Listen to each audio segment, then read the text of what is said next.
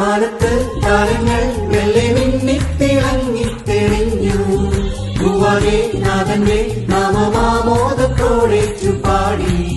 മാനത്ത് താരങ്ങൾ വെള്ളി മിന്നിത്തിളങ്ങി തെളിഞ്ഞു.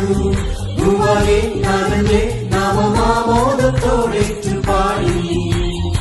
ബേഥിലഹേമിലെ താലിതൻ കൂട്ടി ദൈവപുത്രൻ അവതരിച്ചു. വന്നൂര് കുന്തിരിക്കം കാഴ്ചയുമായി വന്നു. 3 രാജാക്കൾ വണങ്ങി നിന്നു. ഉണ്ണിയേശു പിറന്ന തിരുദിനം